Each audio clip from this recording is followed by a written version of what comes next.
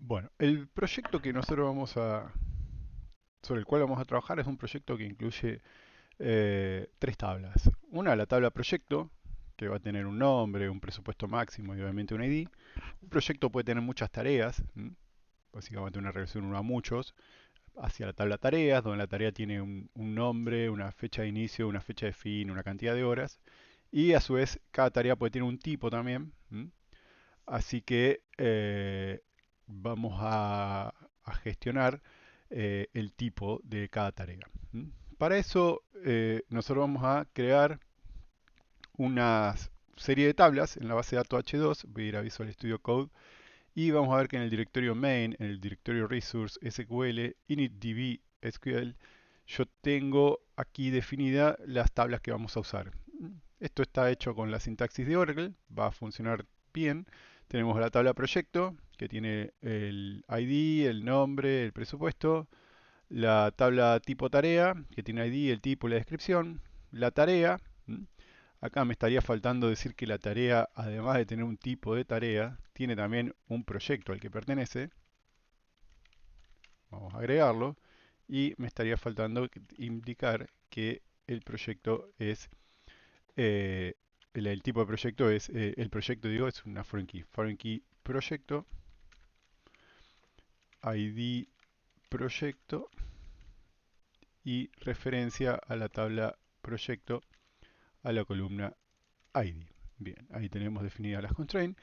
Y acá tenemos algunos datos de ejemplo. Ahora que me doy cuenta que me estaba faltando para la tarea la ID de proyecto, así que lo vamos a agregar. ID de proyecto 1, eh, ID de proyecto 1 y ID, aquí, ID de proyecto 1. A esta también la vamos a poner ID de proyecto 1. Entonces tenemos tres tareas, tenemos dos tipos de tareas y tenemos un proyecto. Esto lo vamos a guardar.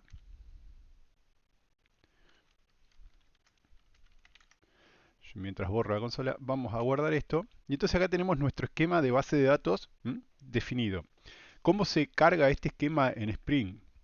Bueno, en el archivo application.properties, nosotros vamos a ir definiendo algunas propiedades de nuestro proyecto, lo vamos a ir definiendo a medida que lo necesitemos.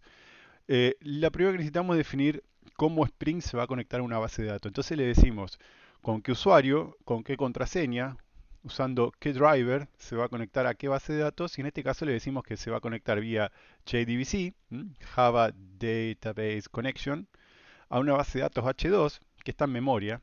O sea, en lugar de crear la base de datos en el archivo, en el file system, cada vez que levantamos nuestra aplicación, levanta, tenemos todos los datos en memoria y cuando se apaga nuestra aplicación, bueno, todo desaparece, pero nos sirve para desarrollo. El nombre del esquema va a ser tutorial 01.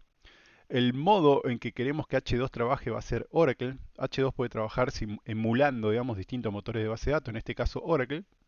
Y nosotros queremos que cuando inicie, ejecute el script que está en este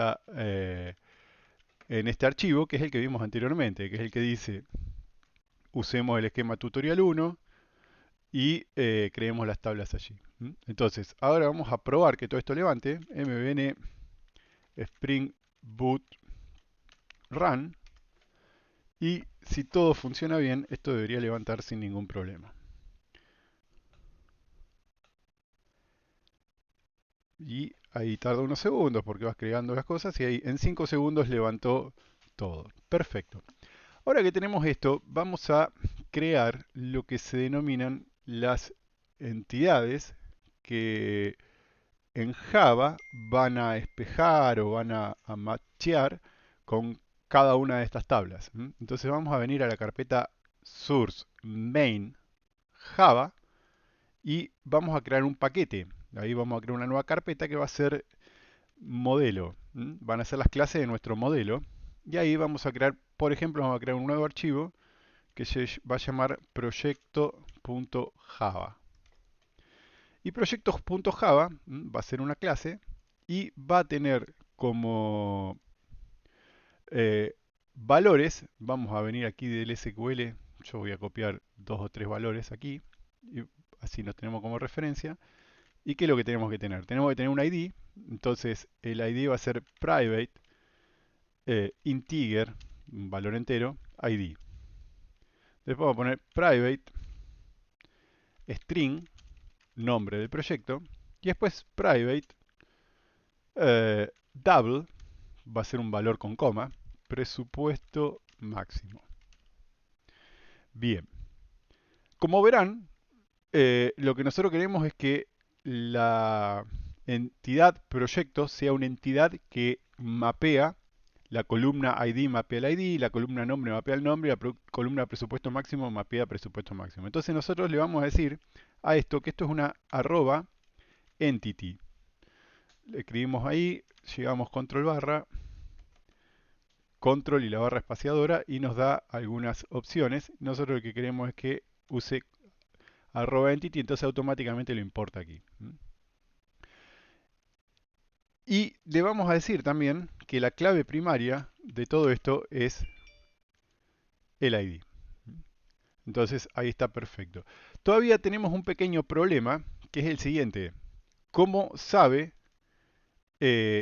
nuestra herramienta para mapear atributos de Java a nombre de tabla que presupuesto máximo tiene que mapear algo que se llama presupuesto guión bajo máximo? Fíjense que el nombre acá difiere. Cuando tenemos diferencia entre nombres de atributos y nombres de tabla, nosotros lo que podemos hacer es usar la notación arroba column y le decimos, mira, este atributo va a ir a la columna de nombre, y acá lo tomamos ahí, presupuesto máximo, y ya tenemos nuestra entidad lista. Ahora vamos a agregar una anotación que nos va a simplificar mucho la vida porque nos va a evitar generar los métodos getter y setter, el método equal, el método toString, es la anotación arroba data. Vamos a poner arroba data y vemos que Lombok acá automáticamente lo transforma en data. Si yo paro el mouse encima, va a tardar un poquito, pero debería cargar. Dice se me fue. Genera getters por todos los fields, para todos los campos, un método toString, el método hashcode, el método equals. Y también va a generar setter para todos los campos que no sean constantes. Entonces automáticamente tenemos que es una herramienta que nos evita escribir código y con esto ya tenemos seteada nuestra primer entidad. Fíjense que yo ahora voy a guardar esto y cuando guarde aquí abajo esto va a recargar de alguna manera porque es lo que se llama el live reload. Eh, Eso quiere decir que nuestra